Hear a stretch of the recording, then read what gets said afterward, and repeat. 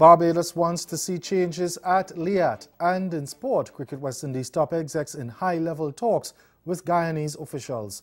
I'm Ricardo Roberts, and this is Caribbean in 10 for Thursday, May 23rd, 2019. I'll be back with the details after the break.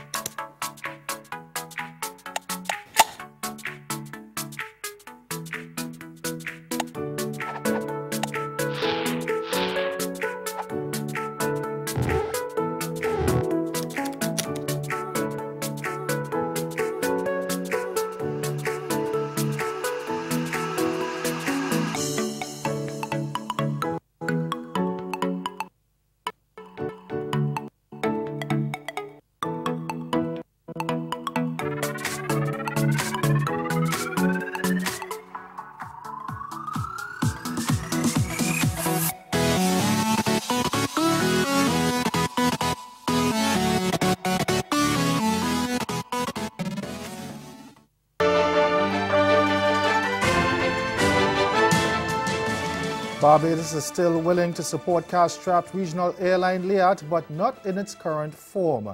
Prime Minister Mia Mottley made her government's position clear and reports that Barbados has agreed to sell most of its 49% stake in the airline to Antigua and Barbuda. Her Antiguan counterpart Gaston Brown said on Sunday that she had responded to his letter expressing interests in buying the shares, but by saying that she was willing to let go no more than 39% and inviting a negotiating team to Barbados to discuss the matter. Yesterday, Mottley maintained her position that she would not speak publicly about the negotiations with Antigua, but she hinted that while Barbados is willing to continue supporting the struggling carrier, it wants to see a change. Barbados is committed to Liat and regional air travel. We may not be committed to Liat 1974 Limited, and that's the fundamental difference. And there's more than one way to do that which we have to do. But at the appropriate time, with respect to the details of any discussions, I'm not going to disrespect the process. I'm not going to disrespect the people with whom we do business. There is a right way to do things, and I will follow that right way. Antigua and Barbuda wants to acquire Barbados's shares through a takeover of that country's liability to the Caribbean Development Bank, from which monies had been borrowed to purchase planes for the airline. The twin island nation currently has 34% shares in Liat. The other shareholder governments are Grenada, Dominica, and St. Vincent and the Grenadines. And as shareholder governments continue to negotiate Liat's future, CEO Julie Reefer-Jones is stressing the importance of the carrier to the region's social and economic development. Now, addressing a women's conference in Barbados this week, she likened Liat to the University of the West Indies and said it is critical to the success of the region. It's hard to imagine the region without that kind of connectivity. At the same time, it's just about 3 or 4 territories that support the airline. This is a social need for the region. It needs support from the governments, it needs support from you, and it is important as a region that we understand that. For me, I put it in the same category as you personally, the West Indies. We independently would find it a challenge for everybody to have their own university, but collectively we have different campuses, but it is one university. Similarly, I see the act in that way. And the discussion we are having now with all the governments is around what is the best model for us to fund the airline in a way that would allow us to deliver a better service to the region. The Trinidad and Tobago government has granted 93 Venezuelan nationals who were detained by police yesterday permission to stay in the Twin Island Republic until the end of July. The 62 men, 19 women and 10 children were found hiding in bushes at a makeshift camp in the community of Santa Flora in the south of the island. They were taken into custody late yesterday and processed by immigration officials. It is believed the immigrants arrived in different boats on Tuesday. A senior police officer said several illegal entry points in the southwestern area have been under surveillance for some time. And the Ministry of National Security said in a statement yesterday that border security exercises are ongoing. And stay with us, your Midday Sport is next.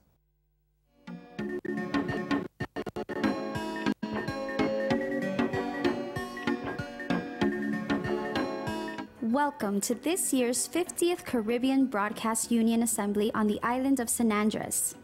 San Andres is a small archipelago located in between Jamaica and Panama in the Western Caribbean Sea. A lush, exotic island rich in culture, history, gastronomy, and breathtaking scenic views.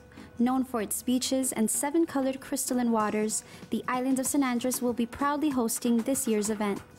CBU members will enjoy top-of-the-line accommodations for an unforgettable experience in San Andres, connecting Caribbean nations through this year's 50th edition of the CBU Assembly.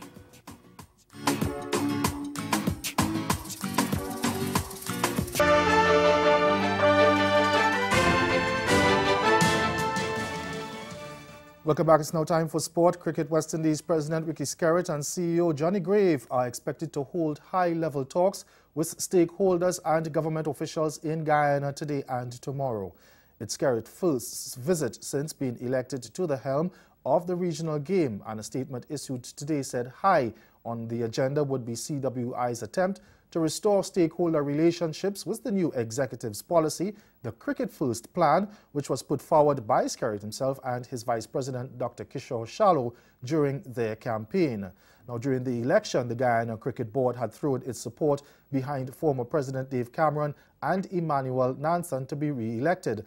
But the release stated that Skerritt's trip is part of a fact-finding visit to CWI member territories and problem-solving efforts at the local level, which are now key priorities for the CWI. The cricket administrators are also expected to discuss plans for Guyana to be one of the territories for the upcoming home series against India.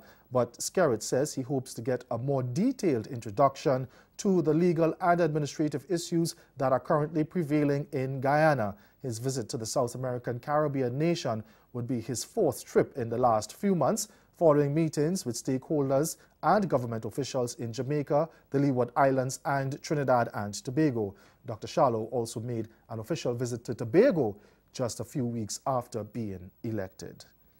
And former West Indies fast bowler Ravi Rampal crafted a solid all-round performance, but it was not enough to prevent Derbyshire from crashing to a 2-wicket defeat to Glamorgan yesterday. Set 246 for victory after dismissing the hosts for 213 in their second innings. Glamorgans stumbled over the line after Rampal produced an incisive spell of 3 for 55. He trapped opener Charlie Hemfrey LBW for 4 in the 6th over of the innings with the score on 14 for 2, and then claimed Australian Manas Labuchan for 32, caught at mid-wicket trying to turn a ball off his pads. Now, almost immediately after lunch, Rampal had Billy Root LBW on the back foot for 26 to a pacey delivery which nipped back at the left-hander. Rampal ended the contest with 8 wickets following his 5-wicket haul in Glamorgan's first innings. And that's Caribbean in 10. Join us again at 6:30 for Caribbean Newsline. Until then, good afternoon.